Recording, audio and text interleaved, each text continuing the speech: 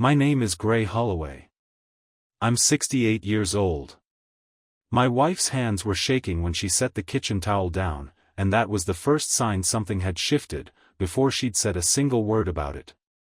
40 years married, this past June, and Ellen had never once, not in 4 decades, been a woman whose hands shook over anything smaller than the news itself. She told me, standing at our kitchen counter on an ordinary Tuesday evening, that Paul, our oldest, 39 years old, a man I'd taught to ride a bike and walk down the aisle at his own wedding, wasn't biologically mine. I thought that would be the hardest sentence I'd hear that week. I was wrong. 2 days later, my sister called, hesitant in a way she never usually was, to ask if Ellen and I had finally talked about the Walt thing, a sentence that told me, in 4 words, that people in my own family had known something about my own son for longer than I had. But here's what I didn't know yet. Standing in that kitchen with a towel Ellen had folded and refolded 3 times before finally speaking, the affair itself was 40 years old, already ancient history in every practical sense. What I didn't understand until later was that the actual betrayal I needed to reckon with hadn't happened in 1985 at all. I didn't know it that Tuesday, but the real conversation, the one that would end up meaning something entirely different than, "Paul isn't your biological son," was still 3 weeks away, waiting in a lawyer's office none of us had scheduled yet. 40 years is a long time to build a life on top of anything, true or not, and I want to say clearly, before anything else, that most of it was genuinely good. I met Ellen when we were both 26, at a mutual friend's barbecue, and I remember thinking, embarrassingly plainly, that I'd never met anyone who made ordinary conversation feel like something worth paying full attention to. We married a year later. I loved her completely. I still do, in a complicated way now, but the loving was never the part in question. The first 2 years were hard, though, harder than either of us talked about much afterward, once things settled. I was working 2 jobs then, teaching shop during the day and picking up night shifts at a hardware store to cover the gap while Ellen finished her library science degree, and I was gone more than I was present, exhausted in the particular way that makes a person quietly absent even when they're technically home. I didn't notice, or didn't let myself notice, how alone Ellen was during that stretch, in an apartment 2 towns from her own family, with a husband who came home too tired most nights to ask how her day had actually gone. Walt was a friend of ours from that same social circle, funny, easy to be around, a guy who used to come by sometimes when I was working nights, ostensibly to help Ellen with something around the apartment. I liked him. That's the part that still sits strangely with me, even now. I had no reason to suspect anything, and in fairness to both of them, I never gave Ellen much reason to feel like she had someone paying close attention at home during those 2 years at all. Paul was born in the spring of our 2nd year married, 7 months after our anniversary, a timing I never once questioned because I had no reason to. We'd been together the whole window that mattered, as far as I understood it, and Ellen never gave me any indication there was a question to ask. He grew up looking, to my eye, like a blend of both of us, Ellen's eyes, my stubbornness, or so I always assumed. I coached his little league team. I taught him to change a tire in our driveway when he turned 16. I walked him down the aisle at his wedding 12 years ago, my hand on his shoulder the way my own father's had been on mine. 39 years of being, in every way that mattered to me, his father. That Tuesday in June, Ellen told me none of that history had been what I thought it was. "There's something I need to tell you," she said, and something in her voice, flat, rehearsed, the voice of someone who'd practiced a sentence too many times to say it naturally anymore, told me, before she finished, that whatever came next was going to be large. "Paul isn't yours," she said. "Biologically. I've known since before he was born. I've known for 39 years. I didn't say anything for what felt like a very long time. I've spent most of my life avoiding conflict, letting things settle rather than pushing them, and in that moment, standing in the kitchen we'd renovated twice over 4 decades, that same old instinct rose up in me even now, the urge to smooth it over, to ask something small and manageable instead of the enormous question actually sitting in the room. "Does Paul know?" I finally asked, which wasn't even close to the first thing I should have asked. "No," Ellen said. Nobody knows. Well, she stopped herself. Well, what? My mother knew, she said quietly. She's known since it happened. She never told anyone. She made me promise, back then, that I'd never tell you either, unless it became somehow necessary. My mother-in-law had died 4 years earlier. 4 years of funerals, holidays, family dinners where I'd sat across from a woman who'd known something about my own son that I hadn't, and had chosen, all the way to her own death, to let that silence stand.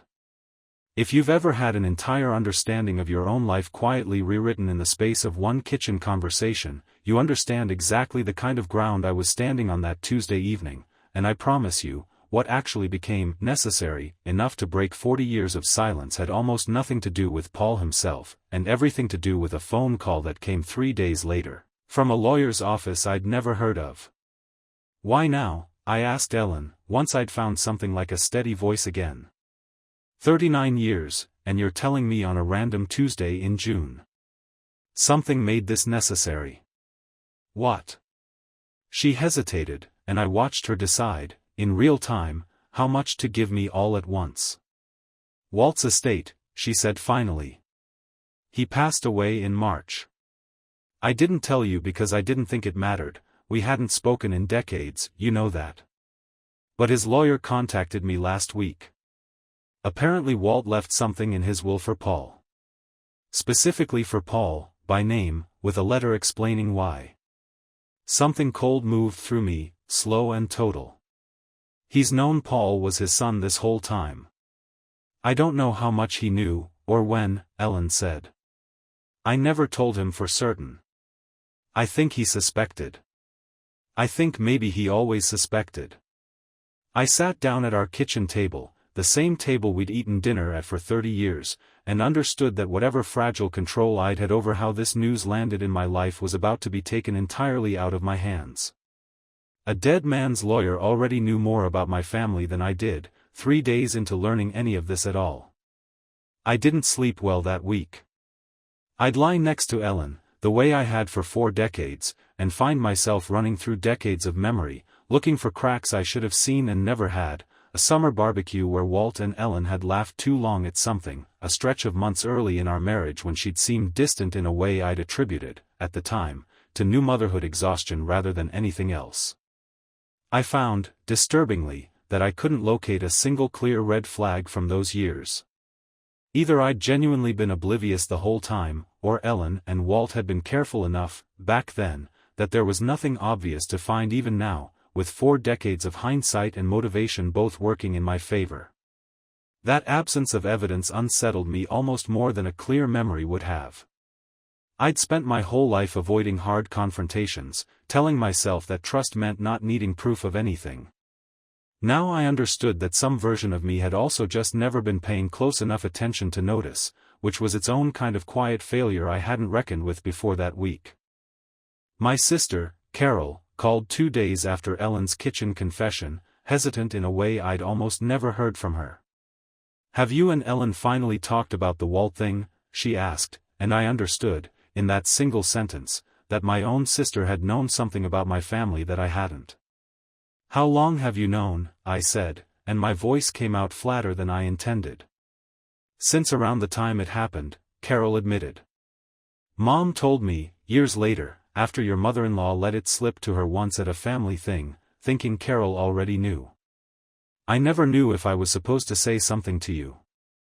I decided it wasn't my secret to tell, and I've regretted that decision on and off for years, honestly. I sat with that for a moment, feeling the same cold recalibration I'd felt learning about my mother-in-law's decades of silence. So it's not just Ellen and her mother, I said. It's, how many people have known about my own son longer than I have? Carol didn't have a clean answer for that, and her silence told me the number was probably larger than either of us wanted to say out loud. I called Paul that Thursday, 3 days after Ellen's confession, and told him nothing. I want to be clear about that. I wasn't ready. I asked him to come by that weekend for dinner, something we did regularly enough that the invitation didn't raise any alarm, and I spent the days between that call and the dinner itself in a kind of low, constant static I didn't know how to turn off. Ellen, for her part, moved through those days in a strange, brittle calm, like she'd spent 39 years bracing for this exact unraveling and had, in some way, already grieved the worst of it before it even started happening. She asked me, once, quietly, over dinner, whether I hated her. "I don't know what I feel," I told her honestly. "I don't think it's hatred. I think I'm still trying to understand how much of my life was actually what I thought it was." She nodded, like she'd expected an answer close to that, and didn't push further. She told me, a few nights later, what those early months with Walt had actually felt like from her side. This is what she said, unprompted, as if she'd been waiting 39 years for someone to finally ask. "I need you to understand I wasn't looking for anything. I was so tired those first 2 years, and so alone in that apartment most nights, and Walt just noticed me. That's the whole embarrassing truth of it. You were working so hard, and I understood why, and I never blamed you for the hours, but understanding why you were gone didn't make the apartment any less quiet at 10 o'clock at night. It happened twice, Gray. Not an affair the way people picture it, twice, over about 6 weeks, and then I ended it myself, out of guilt, out of fear, out of genuinely loving you even while I'd done something I couldn't undo.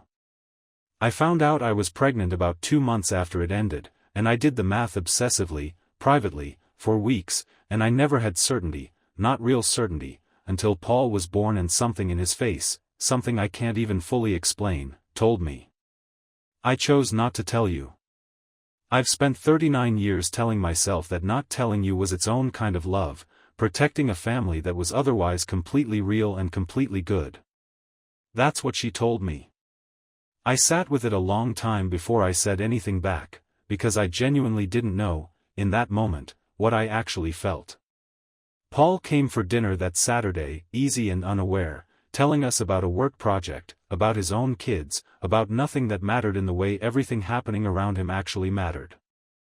I watched him across the table, my son, the boy I'd taught to change a tire, the man I'd walked down the aisle, and felt something I can only describe as grief arriving early, for a version of understanding I knew was coming for him eventually, whether I was the one to deliver it or a lawyer's letter beat me to it. Ellen caught my eye at one point during dinner, and something passed between us, not resolution, nothing that clean, but a shared, silent understanding that we were both watching the same clock, both aware that whatever quiet window we still had left to control how Paul learned any of this was closing faster than either of us wanted. I didn't tell him that night. I told myself I needed more time to figure out how, which was true, and also, I understand now, the same old pattern I'd been running my whole life, avoiding the hard conversation until circumstance finally forced my hand. If you've ever sat across a dinner table from someone you love, watching a clock neither of you can see but both of you can feel, you understand exactly the kind of dread I carried through that whole meal, and I promise you, the lawyer's letter that arrived the following week took the decision out of my hands faster than I was prepared for. The letter arrived that Wednesday, addressed to me directly, not to Ellen, a detail that struck me before I'd even opened the envelope. Return address, a law office in Portland, a name I didn't recognize, Whitfield and Cross.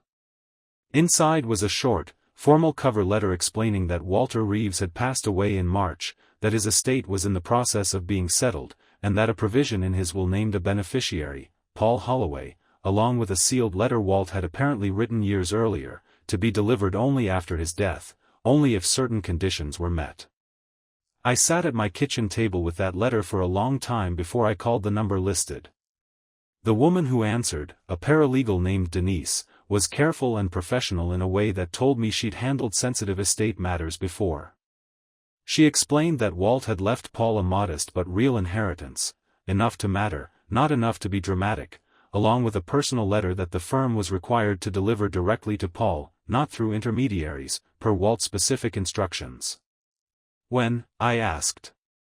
When does that happen? We're required to make a good faith effort to reach him within 30 days, she said. We've already sent an initial letter to his last known address. If we don't hear back, we'll attempt a phone contact next. 30 days. I hung up understanding, with total clarity, that whatever quiet window I thought I still had to control this had just been cut down to a number I could count on 2 hands. I didn't tell Ellen about the exact terms right away. I told myself I needed to think, which was true, but I also recognized now that some part of me was punishing her, in a small, silent way, by holding information back the same way she'd held information back from me for 39 years. It wasn't a comfortable realization. It was an honest one. Carol called again that week, checking in, and mentioned, almost in passing, something that stopped me cold. "You know Walt never really left town, right?" "Well, he moved to Portland eventually, but that was only maybe 15 years ago. Before that he was still around here, on and off, for decades." I hadn't known that. In my head, Walt had existed as a distant figure from one bad stretch 40 years ago, someone who drifted out of our social circle not long after Paul was born and simply vanished from relevance. Learning he'd stayed local, present in some peripheral way, for most of Paul's childhood, reframed something I hadn't examined closely enough yet. Did he ever try to be part of Paul's life? I asked Carol. Even from a distance? "I don't know," she said. "That's honestly not something I ever asked Mom about. I don't know if she knew either." I asked Ellen that question directly that night, and watched her face do something complicated, not quite guilt, something closer to old, buried discomfort finally being disturbed. "He reached out a few times," she admitted. "Over the years. A card when Paul graduated high school. Once, when Paul turned 21, he asked if he could meet him, just as a family friend, nothing more. I said no. I told him it wasn't fair to any of us, especially not to Paul." "You never told me any of that either." "There wasn't a clean way to tell you part of it without telling you all of it," she said. I know how that sounds now. At the time it felt like the only way to protect what we had. Something in me wanted to be angry about that, and part of me was, but underneath the anger was something else, a kind of exhausted recognition that I'd built my own life, for 40 years, around not asking hard questions, and Ellen had built decades of careful management around not answering them. We'd been, in our own separate ways, running the same avoidance for our entire marriage. She told me, that same night, about the one time she'd almost told me the truth herself, years earlier, a moment I never knew had happened at all. Paul's 21st birthday, when Walt asked to meet him, that was the closest I ever came to telling you everything myself, unprompted. I remember standing in our bathroom that night, after I'd gotten off the phone with him, staring at myself in the mirror, rehearsing how I'd even begin. I got as far as walking into the living room where you were watching television, and I stood in the doorway for what felt like 5 minutes, and you looked up and asked if everything was okay, and I said yes, and I went back to bed instead. I've thought about that moment more than almost any other, over the years, how close I came, and how easily I let the moment pass instead. I told myself it was because Paul had just turned 21 and didn't need the disruption. The truth is I was scared, the same way I'd always been scared, and it was easier to keep managing the story than to finally hand it over to you. That's what she told me. Another missed door, another year added to a silence I hadn't even known to count until now. Nadia, our middle child, called that weekend, not knowing anything yet, just checking in the way she did most weekends, and something about her easy, unaware voice made the whole situation feel even heavier than it already was. I found myself, mid-conversation, wanting badly to tell her everything, and stopping myself, because it wasn't mine to tell first, not before Paul knew. Simon, our youngest, texted a photo of his kids that same day, some ordinary Saturday moment, completely unaware that his older brother's entire understanding of his own paternity was about to be rewritten by a law office letter arriving any day now. I sat with the strange, isolating weight of being the only person, besides Ellen, who currently understood the full shape of what was about to hit our family, and I understood, watching that photo of Simon's kids load on my phone, that I couldn't wait for the lawyer's 30-day window to run out. If Paul was going to learn this, I needed him to learn it from me, not from a sealed envelope delivered by a stranger. I called Paul that Sunday and asked him to come by alone, no kids, no wife, just him. He picked up on something in my voice immediately. Paul had always been perceptive that way, sharper than I sometimes gave him credit for. "Is everything okay? Is it your health, or Mom's?" "We're both healthy," I told him.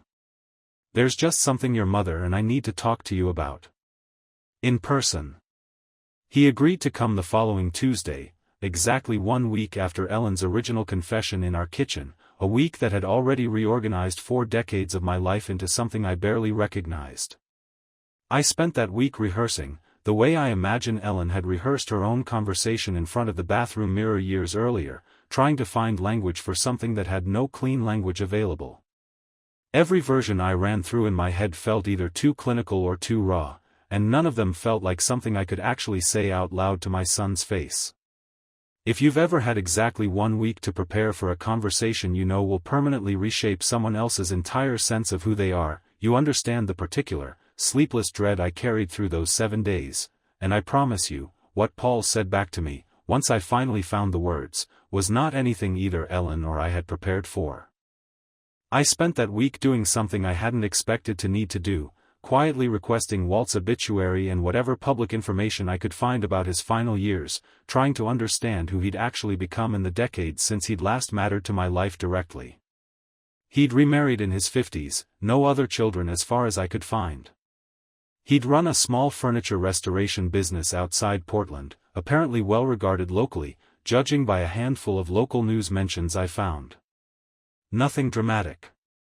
A quiet, ordinary life, lived close enough to us for decades that our paths could easily have crossed at a grocery store or a gas station without either of us ever knowing it.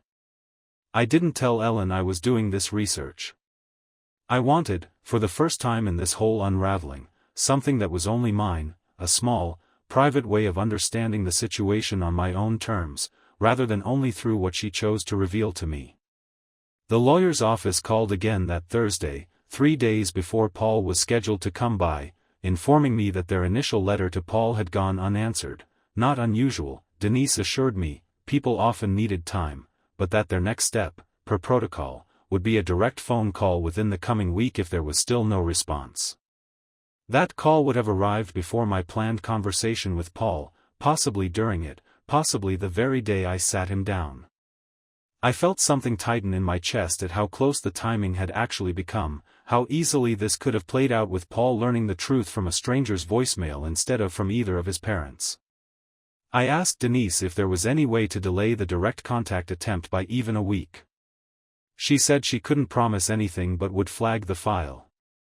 I hung up with no real certainty either way, which meant I now had, at most, a handful of days before this decision might be made for me entirely. Ellen and I had our own difficult conversation that week too, not about Paul specifically, but about the 40 years underneath everything. I laid it out for her plainly, one evening, everything I now understood, the affair itself, the decades of her mother's silence, Walt's periodic attempts at contact, the moment in the bathroom she'd almost told me herself and hadn't. "Here's what I know," I said. "I know you had an affair 39 years ago. I know your mother helped you hide it for the rest of her life. I know Walt tried, more than once, to be some part of Paul's life, and you decided, on your own, without me, every single time, what I was and wasn't allowed to know." She didn't argue with any of it. "You're right," she said, quiet. "About all of it." "I need to understand why," I said. "Not the affair, I think I actually understand that part, as much as it still hurts.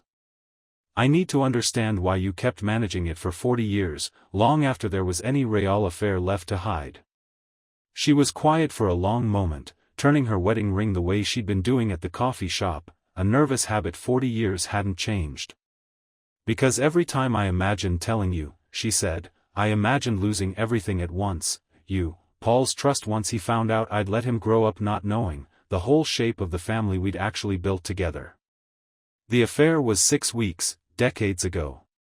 But the not telling became this permanent thing I had to manage every single day after, and somewhere along the way, protecting the not telling became bigger than the original thing I was even protecting." "That's not really an answer to why," I said. "That's an answer to how you justified it." "I know," she said. "I don't have a better one. I've had 39 years to find one, and the honest truth is fear just kept winning, every single time I got close to telling you.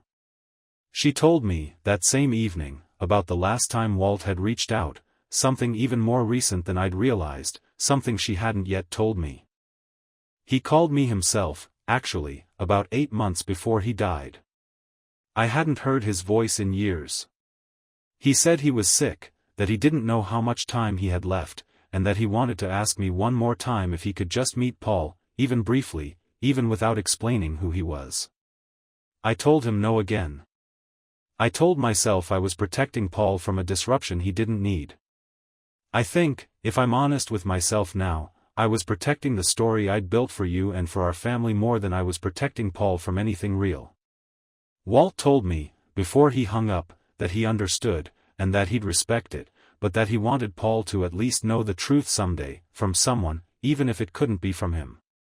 I think that's why he set up the will provision the way he did. I think he was trying to make sure the truth happened eventually, even if I kept finding ways to prevent it happening while he was still alive to see it. That's what she told me. A dying man's last request, and she'd said no to that too, one more decision made on my behalf, and Paul's, without either of us present to weigh in. I sat with that information a long time after she finished, feeling something shift in how I understood the entire situation. This wasn't only about an old affair anymore, or even about decades of concealment. Walt had spent his final months trying, one more time, to be honest, to give Paul something true before he ran out of chances, and Ellen had closed that door herself, the same way she'd closed every door before it. I didn't tell her, that night, exactly how much that particular fact had changed how I felt about everything else. I put it back, quietly, the way you put away something you're not ready to fully react to yet, and told her I needed to sleep on it. Tuesday, the day Paul was coming by, was now 2 days away, and I understood, lying awake next to Ellen that night, that whatever I said to him was going to need to include not just his own parentage, but a dying man's final, denied request to simply know his son. If you've ever discovered that a decision made decades ago was still actively being made, right up until someone's final months, you understand the particular weight I carried into that Tuesday, and I promise you, the conversation that followed didn't go the way either Ellen or I had rehearsed it in our heads.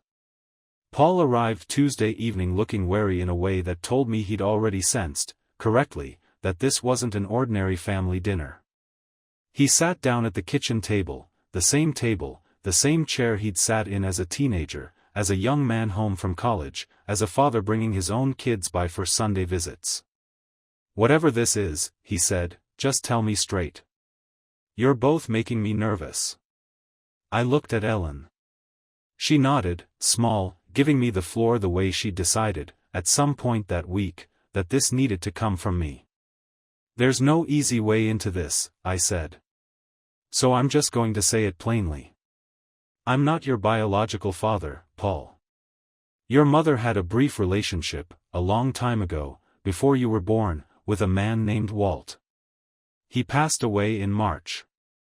He left you something in his will, which is actually how all of this came to the surface after almost 40 years. Paul didn't say anything for a long moment. His face did something I'd never seen it do before, not quite shock, something closer to a kind of internal collapse he was actively fighting to keep contained. "Say that again," he said, quiet. I said it again, plainer this time, no cushioning. He sat with it, jaw tight, hands flat on the table like he needed something solid to hold on to. "How long have you known?" he asked, finally, looking at Ellen. "Since before you were born," she said. "I've known your whole life." "And you," he said, turning to me. "How long have you known?" 2 weeks, I said. "Your mother told me 2 weeks ago, after your uncle's estate lawyer contacted us about the will." Something in Paul's face shifted at that, not relief exactly, but a small, visible recalculation, like at least one piece of this was landing somewhere he could locate blame more clearly. "So you've both known something this enormous about my entire life," he said, "and I'm the last person finding out, in my own kitchen, 39 years in." "Yes," I said. There wasn't a version of that answer that could be softened. He stood up, paced to the window, came back, sat down again, the physical restlessness of someone whose whole framework for understanding his own life had just been pulled out from under him in real time. "Does Nadia know? Simon?" "No one knows but us," Ellen said. "We wanted you to hear it first, directly, before anyone else." "That's supposed to make me feel better?" His voice cracked slightly. "That I'm the only one who didn't get a say in when I found out about my own life?" I didn't have an answer for that. There wasn't one that would have actually helped. "Tell me about him," Paul said, after a long silence. "Walt. Who was he?" I let Ellen answer that. It was, in the end, hers to tell, more than mine. She walked him through it carefully, more gently than she'd told me, but honestly, the hard first years of our marriage, the loneliness, the 6 weeks, the decision to never tell either of us the whole truth. She told him about Walt's periodic attempts at contact over the years, the graduation card, the request when Paul turned 21, the final call 8 months before Walt died, asking one more time to simply meet him. Paul's composure broke fully at that last part, not loudly, just a sudden, sharp intake of breath, his hand coming up to cover his mouth for a moment. "He wanted to meet me," he said. "He was dying, and he wanted to meet me, and you said no. On my behalf. Without asking me." "I know," Ellen said, her own voice breaking now too. "I know that was your choice to make, not mine. I've had to sit with that every single day since he called, knowing I made that decision for you and you never even got the chance to weigh in." "I need to know everything," Paul said. "Not the version you're comfortable telling. Everything. How it started, why you never told him no from the beginning, all of it." She finally spoke fully. This is what she told him, sitting at that kitchen table, 39 years of careful editing finally falling away. "It started because I was lonely, and Walt noticed me at a time when I felt invisible in my own marriage, not because your father was a bad husband, he was working himself to exhaustion trying to build a life for us, but I was young and scared and alone most nights. It happened twice, over about 6 weeks, and I ended it myself out of guilt. When I found out I was pregnant, I did the math and I knew, not with total certainty, but enough to be afraid. When you were born, and I saw your face, some part of me knew for sure. I told my mother because I couldn't carry it alone, and she helped me build a story I could live inside of for the rest of my life. Walt tried, more than once, over the years, to be some small part of your life, honestly or otherwise, and every single time, I said no on your behalf, telling myself I was protecting you, when really I think I was protecting the story I needed to believe about our family. I'm not asking you to forgive any of that tonight. I just needed you to finally have the whole truth, even this late, even knowing what it costs to hear it all at once." Paul left that night without finishing his coffee, without a clean resolution, telling us both, quietly, that he needed time before he could talk to either of us again. He hugged me at the door, briefly, almost reflexively, and said nothing to Ellen at all, which told both of us something neither of us wanted to hear out loud. I stood at the window after he drove off, watching his taillights disappear down our street, and felt something I hadn't expected, not anger at Ellen anymore, not in that moment, just a deep, exhausted grief for a version of Paul's life that could have included Walt, however briefly, if any one of us had made a different choice at any point across 4 decades. Ellen stood beside me, not touching me, both of us watching the empty street. "I think I need some time too," I told her, finally. "Not the same as Paul's. Just, time to understand what I actually feel about all of this, separate from what I'm supposed to feel." She nodded, and didn't argue, the same quiet acceptance she'd carried through every conversation since that first Tuesday 3 weeks earlier. Paul didn't call for 11 days.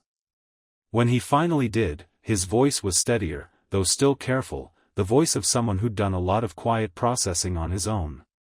He asked to meet me alone, without Ellen, at a diner neither of us had any particular history with. "I'm not ready to talk to Mom yet," he said, over coffee neither of us drank much of. "I don't know when I will be. I'm not saying never. I just need longer than 11 days. I told him I understood, and I meant it. I didn't try to speed up a timeline that wasn't mine to set. He asked about Walt then, more questions, gentler ones, wanting to understand who his biological father had actually been beyond the outline Ellen had given him. I told him what little I'd found in my own research that week, the furniture business, the quiet life outside Portland, the absence of other children. It wasn't much. It was something. I got the letter, Paul said quietly. From the lawyer's office. I haven't opened it yet. I don't know if I'm ready. I told him there was no deadline on that either. Ellen's consequence, in the weeks that followed, wasn't loud or dramatic, no scene, no public reckoning. It was quieter than that, and in its own way, harder to watch. Paul kept his distance for months, polite but guarded at family gatherings, present for his own kid's sake more than for hers. Nadia and Simon learned the truth eventually, gently, from both of us together, and while neither of them pulled away from Ellen the way Paul had, something shifted in how the whole family related to her, a new carefulness, an awareness that she'd carried something enormous and chosen, repeatedly, across decades, not to share it. The fear she'd spent a lifetime protecting herself from, losing the closeness of the family she'd built by managing too much of its truth, arrived anyway, just decades later than she'd braced for, and in a form she hadn't fully anticipated. Paul didn't leave her life entirely. He simply stopped being as close to her as he'd always been, a specific, permanent thinning of something that used to be unguarded and now wasn't anymore. I didn't leave Ellen. I want to be honest that I thought about it, in the rawest weeks right after Paul's confrontation, in a way I hadn't seriously considered in 40 years of marriage. But the affair itself was decades old, and the marriage underneath it had been, in most of the ways that mattered day to day, genuinely good and genuinely real. What I was actually grappling with wasn't infidelity in the present tense. It was trust, a slower, more complicated question about what 40 years of marriage even meant if so much of it had been quietly managed without my knowledge. I still don't have a clean answer to that question. I've stopped expecting one to arrive. I could have stayed angry, the way I imagined some men would have, permanently recalibrating everything about the marriage around this one revelation. I chose, instead, to hold both things at once, real hurt about the decades of concealment, and real, ongoing love for the woman I'd actually spent most of my life with. I don't know if that makes me forgiving or just tired. Some mornings it feels like the first. Some mornings it feels more like the second. Paul opened Walt's letter eventually, about 4 months after that first confrontation, and told me only, briefly, that it had been kind, that Walt had written something honest and gentle, explaining as much as he could about who he'd been and why he'd stayed away, without asking Paul for anything in return. Paul didn't share the specifics with me, and I didn't ask for them. Some parts of this, I understood, belonged entirely to him now. On a quiet evening that fall, Ellen and I sat on our back porch, the same porch we'd sat on for most of 4 decades, not saying much, the specific silence of two people who'd built an entire life together and were now learning to sit inside a version of it that included things neither of us had chosen to know for most of that time. I don't know what happens next for us, I told her, honestly, watching the last light go out over the yard. I'm not saying that to punish you. I genuinely don't know yet. I know, she said. I think I've been bracing for exactly that answer for 39 years, honestly. I think some part of me is almost relieved it's finally an honest one, instead of a story I built myself. I didn't have anything else to add to that. We sat there a while longer, in the particular quiet of two people whose next chapter, whatever it turned out to be, hadn't been written yet. That's my story, a kitchen towel folded 3 times, a dead man's will, a truth that took 40 years and one lawyer's letter to finally arrive where it belonged. Thank you for staying with me through all of it. If any part of this felt familiar, a secret carried too long, a truth that costs something no matter how late it arrives, I'd like to hear about it. Tell me in the comments, I read every one. See you in the next story.